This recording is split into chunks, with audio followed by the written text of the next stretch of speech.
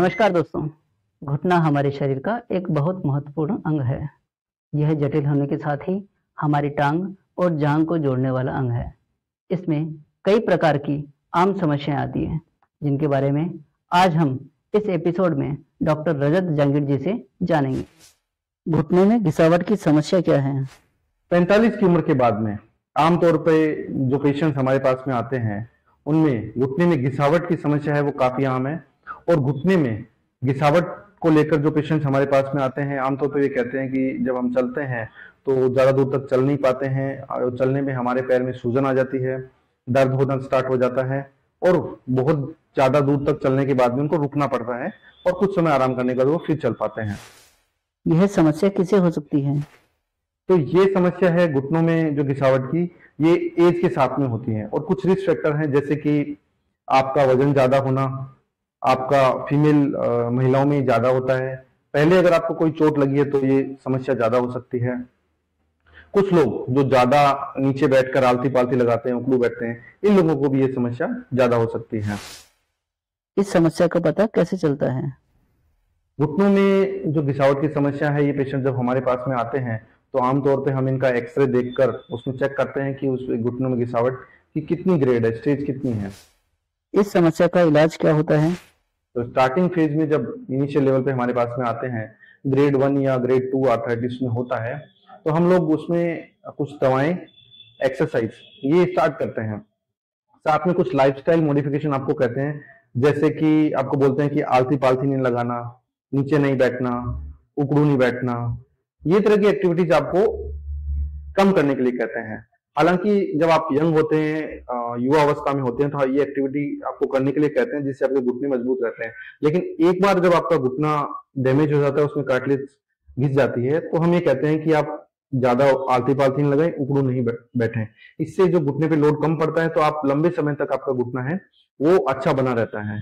साथ में हम कुछ एक्सरसाइजेज एडवाइस करते हैं जिसमें जो घुटने की मसल्स है, मांसपेशियां हैं, उसकी स्ट्रेंथ बनाने के लिए कहते हैं। स्ट्रेंथ बनाने से घुटने की कार्टिलेज पे लोड कम पड़ता है और आप अपना जो घुटना है उसमें घिसावट है उसको जीरो तो अपन नहीं कर सकते, वापस तो उसको नहीं किया जा सकता, लेकिन हम ये कर सकते हैं कि जो घुटनों में दर्द हो रहा है वो कम हो जाए और साथ में जो घिसावट होने की रेट है, अगर आपका घुटना मान लो 10-15 साल में खराब होना, तो वो हो सकता है कि काफी लंबे समय बाद में खराब हो। और आपका हो सकता है कि जो टोटल पीरियड में आपका काम है वो एक्सरसाइज और दवाई से ही चल जाए।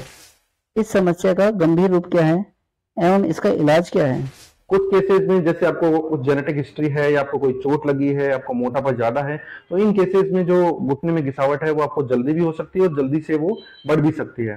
तो इन केसेस में हम कुछ सर्जरीज हैं वो एडवाइस करते हैं। अगर वो स्टार्टिंग फेज में होती है तो वो सर्जरी हो सकता है कि दूरबीन की कोई सर्जरी हो, या जो घुटने का अलाइनमेंट है, करेक्शन की सर्जरी जिसको हम ऑस्टियोटोमी सर्जरी करते हैं, वो भी हो सकती है। तो इनसे सर्जरियां करके आपके घुटने को कुछ समय तक हम बचा के रख सकते हैं।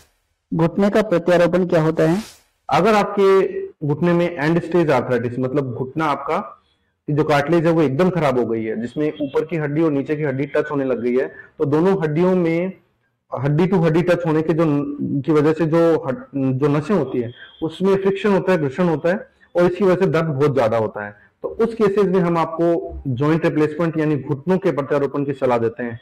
तो घुटनों के प्रत्यारोपण क्या होता है ये मैं आपको एक मॉडल के माध्यम से बताना चाहूंगा। तो दोस्तों ये होता है अपना घुटना।